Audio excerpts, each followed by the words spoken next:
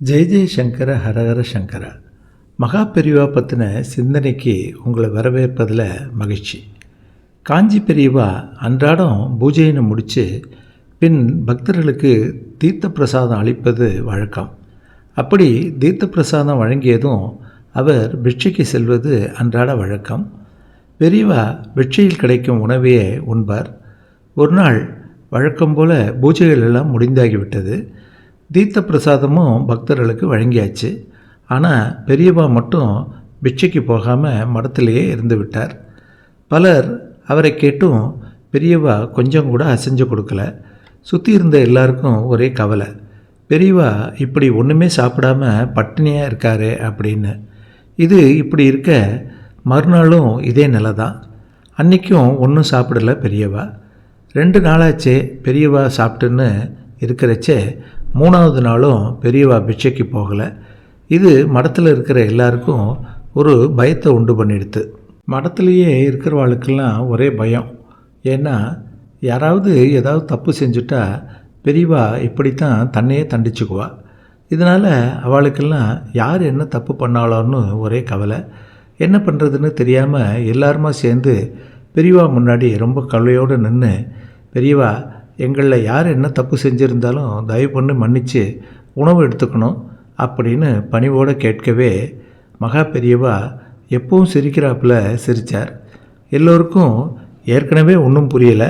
இப்போ இப்படி பெரியவா சிரித்தோன்னே மேலும் ஒன்றும் புரியாமல் நிற்கிறச்சே பெரியவா சொன்னார், உங்களில் யாரும் எந்த தப்பும் பண்ணலை, உங்கள் மேலே எனக்கு எந்த கோபமும் இல்லை அப்படின்னு சொல்லிவிட்டு இது என்னை நான் திருத்திக்க அப்படின்னு சொன்னார். எல்லாரும் என்னன்னு கேட்க முடியாமல் பெரியவாளையே பார்த்துட்டு இருக்கிறப்போ பெரியவா சொன்னார், அதாவது கொஞ்ச நாளைக்கு முன்னால் பிட்சையில் கீரை சமைச்சு போட்டிருந்தா. அது ரொம்ப சுவையாக பிரமாதமாக இருந்தது. அது போலவே இப்போவும் சுவையான கீரை கிடைச்சா நல்லா இருக்கும்னு தோணி பூஜை முடிஞ்சப்புறம் கீரை பிட்சையில் இருந்தால் நல்லா இருக்குமேன்னு ஆசை வந்துடுத்து. இந்த ஆசையான எண்ணம் 3 நாளாக இருந்துகிட்டே இருந்தது. அதனால தான் அந்த எண்ணம் மனசில் இருக்கிற வரைக்கும் பட்டினி போட்டு ஆசையை விரட்டினேன். இந்த மாதிரி ஆசையெல்லாம் ஒரு சன்னியாசிக்கு வரக்கூடாது, மகா பாவம் அப்படின்னார். இதை கேட்ட எல்லாரும் பெரியவாளைய ஆச்சரியமாக பார்த்துட்டு இருந்தா. ஒரு எளிய கீரைக்கு கூட ஆசைப்படக்கூடாதுன்னு இப்படி வைராக்கியமாக இருந்த பெரியவாளை நமஸ்காரம் பண்ணா. இப்படியெல்லாம் இருந்ததுனால தான் பெரியவாளோட பெருமை இன்றைக்கும் வைரம் போல் ஜொலிச்சுட்டு இருக்குது.